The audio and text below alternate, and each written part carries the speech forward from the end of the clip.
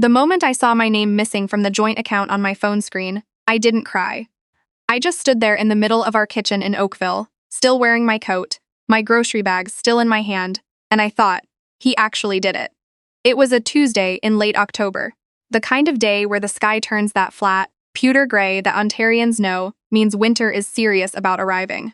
I'd stopped at Loblaws on my way home from the office, picked up the chicken breasts that Wade had texted me about that morning, the ones he specifically wanted for the slow cooker recipe his mother Lorraine had sent him. I was being a good wife. I was buying the right chicken. And then my banking app sent a notification. Transaction declined. Insufficient permissions on joint account ending in 4471. I set the grocery bags down on the counter, very carefully, like they might break. I opened the app. Sure enough, my name was gone from the account we had held together for 6 years. Not removed, exactly. More like I had never been there at all. I called Wade. It went to voicemail. I called again. Voicemail. I sent a text that just said call me, and then I stood in my kitchen for a long moment, listening to the refrigerator hum, and I thought about the last few months. The weekends he worked late. The way he'd started taking his phone into the bathroom. The conference in Calgary that somehow needed him there for an entire week. I thought about the way he'd looked at me, across the dinner table, 3 weeks earlier, assessing me, like he was calculating something.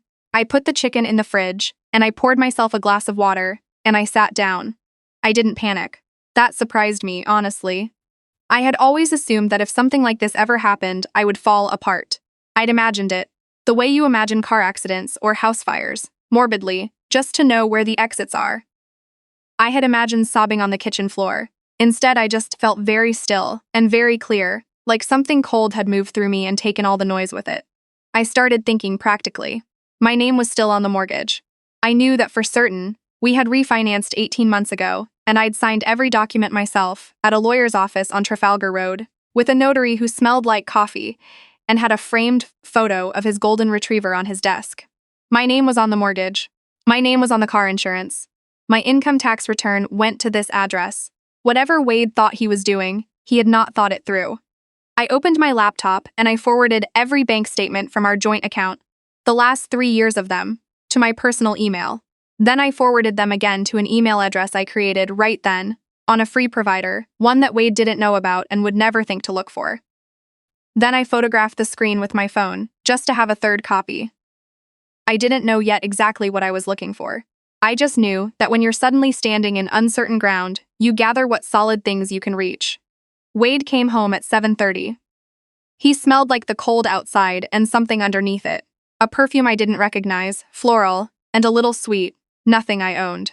He kissed my cheek and asked if there was dinner, and I said I'd made pasta, and we sat across from each other and ate. And he talked about a client meeting, and I nodded and asked follow-up questions, and inside I was perfectly quiet, watching him. Waiting. I had decided not to say anything, not yet. We met in university, Wade and I, University of Guelph, second year. He was in business, I was finishing my accounting degree. He was funny then, quick, a little sharp, the kind of person who always had a story that made a room lean in. I fell in love with the version of him who stayed up with me during my first tax season finals, who drove 3 hours to my parents' place in Owen Sound. When my father had his first heart episode, who slow danced with me in our first apartment to a song playing on a tinny Bluetooth speaker because we couldn't afford to go out. I don't know exactly when that person started to become someone else.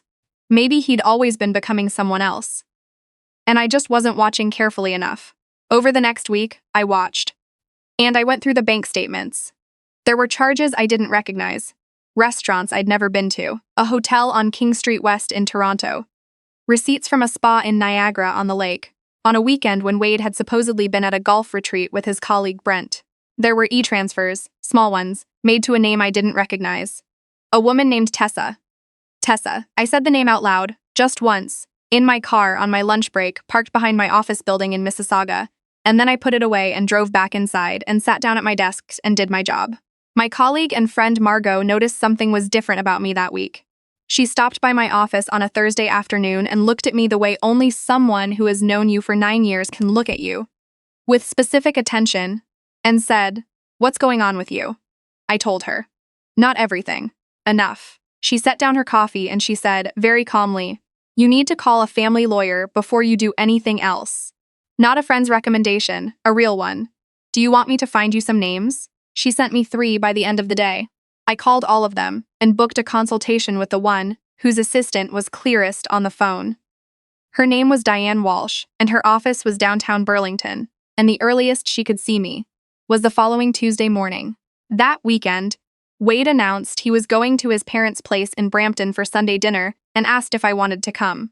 I said I had a headache and stayed home. The moment his car pulled out of the driveway, I went to his home office, and I looked carefully at what was there.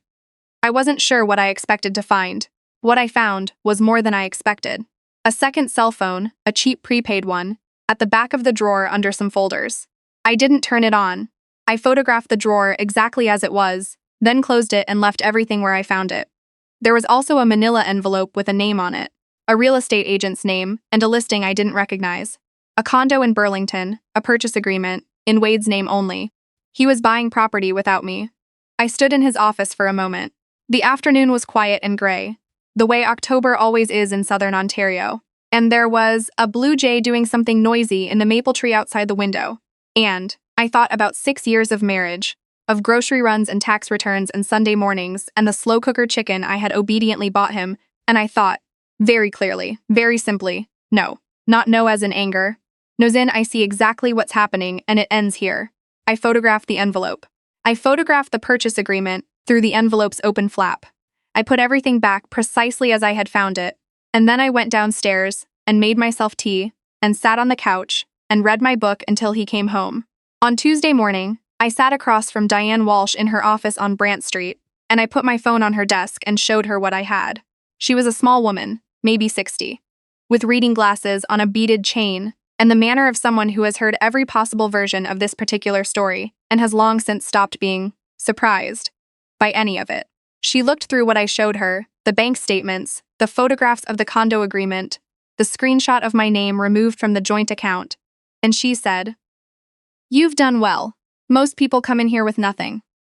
She explained what I needed to understand about Ontario family law, about the difference between matrimonial property and separate property, about the fact that the home we owned together in Oakville, the home we'd bought together, whose mortgage I had contributed to equally for 6 years, was matrimonial property under the Family Law Act, and that Wade could not simply cut me out of it. She explained that the prepaid phone, if it contained evidence of an affair, could be relevant not to asset division. Ontario doesn't consider fault in equalization, but that the financial transactions, the e-transfers to Tessa, the hotel receipts, could absolutely demonstrate that matrimonial funds had been diverted and that this could affect the equalization calculation. She said I should not touch the joint accounts, should not move money, should document everything and wait. I asked about the condo he was buying. She looked at me over her reading glasses and said, "That's interesting." I didn't say anything to Wade that week, or the next. I went to work and came home and made dinner and nodded while he talked, and watched him perform the part of a husband who was handling things, managing things, getting his affairs in order, and I thought, you don't know me at all. The call came on a Friday evening in November when I was in the middle of making soup.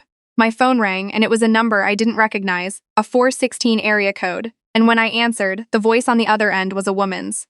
She said, "Is this the wife of Wade?" I said yes. She was quiet for a moment and then she said, "I think we need to talk." Her name was Tessa, the Tessa. She was 28, she said, and she worked in commercial real estate, and she had been seeing Wade for 16 months. She was calling, she explained, because 3 days ago, Wade had told her that he was buying the condo in Burlington for the two of them to move into together after his divorce, and that I had already agreed to the separation. And we were just finalizing the paperwork. And she had believed him, and then she had run into his cousin at a coffee shop. A cousin who had no idea what was happening. And something about that conversation had not added up, and she'd started asking questions. "He told me you were basically separated," she said. "He told me you both agreed."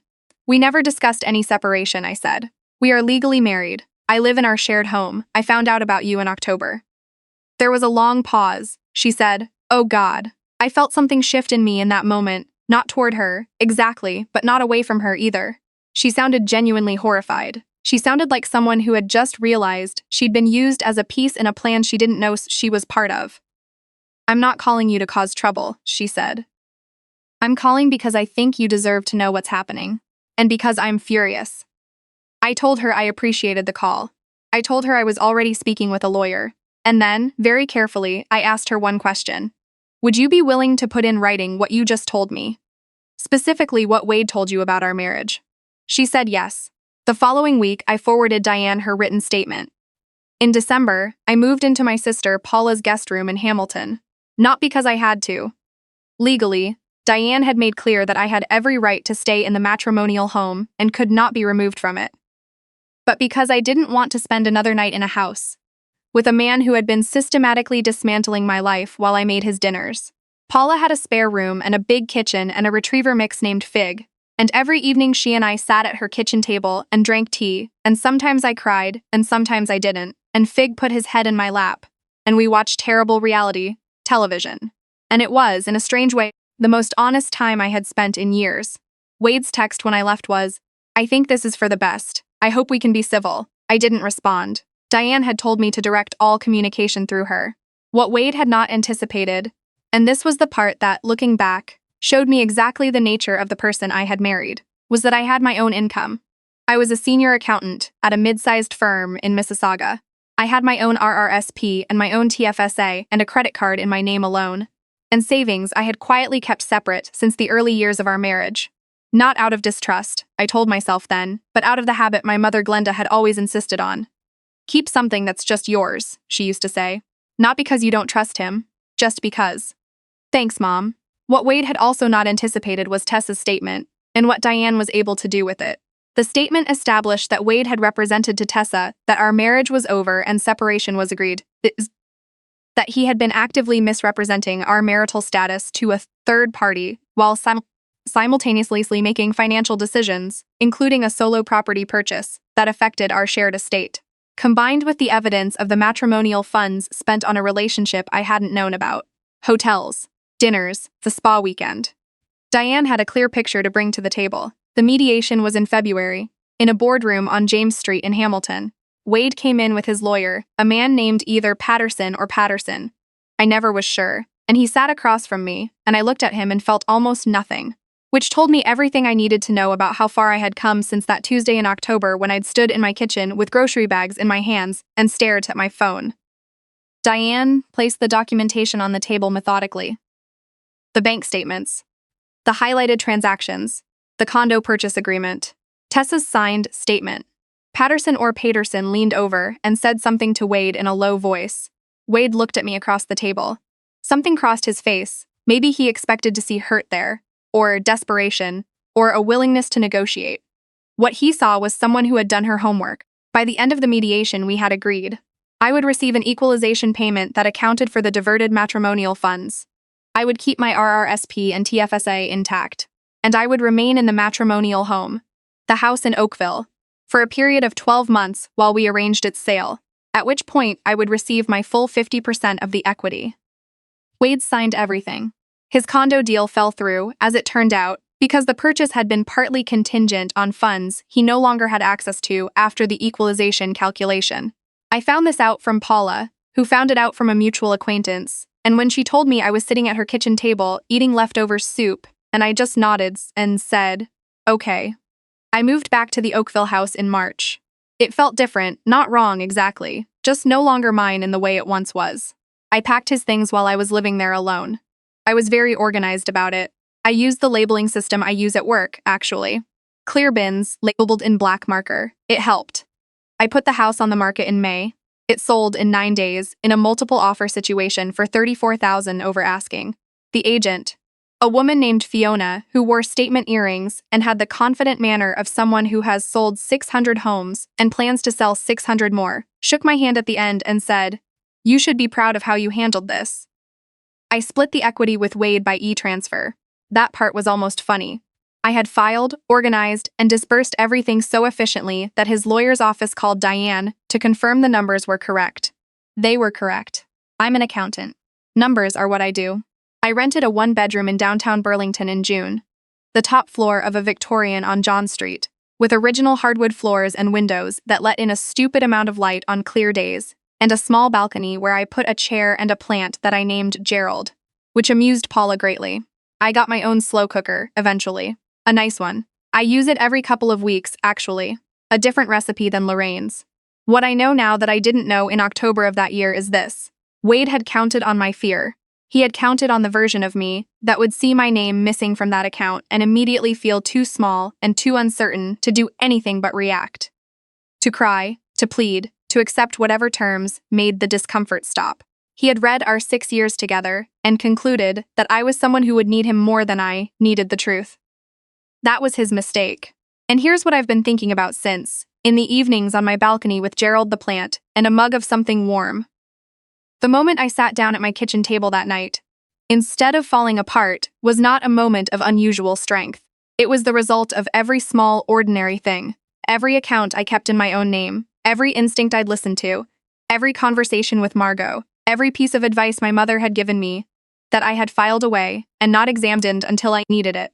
None of it felt like preparation at the time. It just felt like being a person. But it turns out that sometimes, being a person is enough. The day the sale closed and my share of the equity landed in my account, I transferred a modest amount into a new savings account. I wrote in the memo field, just for myself, because no one else would ever see it, mine. Then I closed the app, put on my coat, and walked to the cafe on the corner and bought myself the largest latte on the menu. And I sat by the window and watched the street, and felt something I hadn't felt in longer than I wanted to count. Quiet. Clean. Entirely my own.